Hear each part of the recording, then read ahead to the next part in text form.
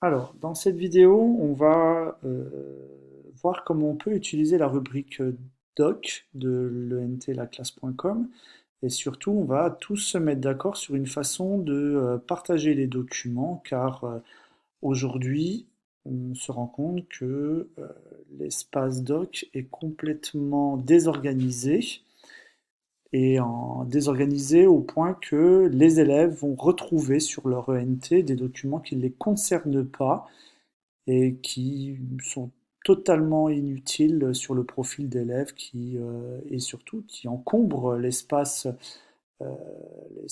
réseau de cette ENT inutilement. Donc on va tous se mettre d'accord et utiliser plutôt la fonction partager avec moi.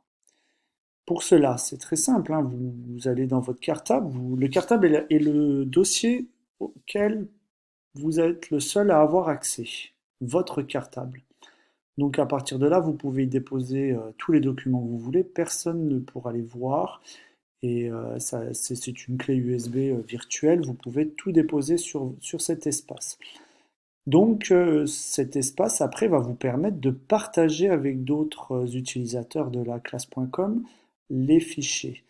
Alors vous avez vu, je vais prendre un exemple, vous voyez ici la semaine du 16 pour les 4e 3. Ce document, si j'avais envie de le partager avec les élèves de la 4e 3, il suffirait de le sélectionner, de cliquer droit ou d'aller dans Propriétés ici, cliquer droit et d'aller dans Propriétés. Donc là, à partir de là, j'ai la possibilité de donner des permissions en lecture-écriture sur ce fichier et j'ai surtout la possibilité de le partager. Partager, et je dois indiquer avec qui je vais le partager.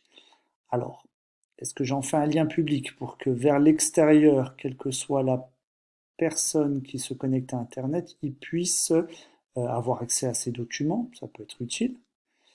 Euh, Ensuite, les utilisateurs de la classe.com, donc là on va cibler des utilisateurs individuels, des groupes qui sont déjà nommés, donc les groupes classes, les groupes de langue, les groupes qui sont déjà déclinés, qu'on ne peut pas créer ou modifier, ils sont déjà présents et il faut savoir que chaque nuit, il y a une mise à jour qui se fait automatiquement.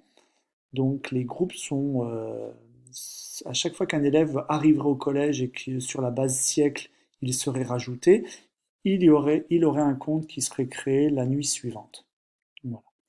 Ou tout le monde dans l'établissement. Donc là, c'est un peu inutile de mettre pour tout le monde, sachant que vos documents ne concernera pas tous. Voilà, donc on a de préférence de faire des groupes et on choisit ici sa classe à qui on a envie de communiquer ce document. Alors vous avez vu, ici on va retrouver même tous les groupes qui sont déclinés sur Pronote. Et je vais chercher les 4e 3. Donc là, dans un premier temps, il me donne mes classes, hein. Ensuite, en bas, il faut indiquer le profil. Est-ce que je veux dans les 4e 3 uniquement les élèves, les enseignants, tous, les responsables? Et oui, parce que dans une classe, on va intégrer les familles, on va intégrer les enseignants et agents et les élèves. Donc là, il faut préciser si on veut le partager uniquement avec les élèves de la 4e 3. Les droits, bien entendu, en lecture ou en écriture, pas du tout les mêmes droits. Lecture, l'élève peut uniquement le lire, il ne pourra pas le modifier. Écriture, il peut le modifier. Sauf que, si on met écriture, tous les élèves vont pouvoir modifier le même document. Donc c'est bien pour les documents où on a besoin d'écrire à plusieurs sur le même fichier. Mais généralement, si c'est un travail, il vaut mieux le protéger et le mettre uniquement en lecture. Voilà. Je l'ajoute. Les élèves du groupe, j'enregistre. On peut notifier par mail ce partage, comme ça chaque élève verra dans son webmail euh, la- le partage de ses documents. Voilà, on peut le notifier ou pas. Et on enregistre ce document. À partir de là, on voit apparaître ce petit logo qui est le logo du partage. Pour les élèves de 4e 3, cet endroit-là, il y aura partage avec moi. Voilà, c'est ça là. Donc en fait, tous ces documents se retrouvent partagés avec moi, profil enseignant, alors que je n'ai pas forcément besoin d'y avoir accès. Vous voyez un petit peu comment on arrive à surcharger inutilement l'espace ENT en information, alors que euh, il serait plutôt plus simple de choisir et de cibler à qui on partage ces documents. Comme ça, l'élève peut se sentir concerné par les documents qu'il trouve sur l'ENT.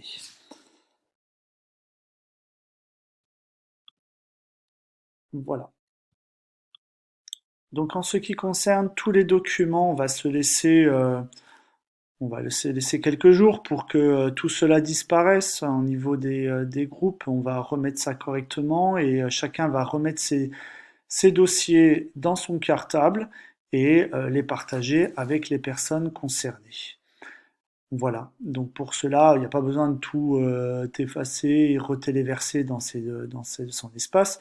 Il va falloir simplement euh, remettre un peu d'ordre et récupérer ces documents et les emmener ou les faire glisser dans son cartable. À vous de voir. Voilà. N'hésitez pas, si vous avez des questions, à nous écrire. On répondra volontiers à toutes ces questions. Merci à vous. Au revoir.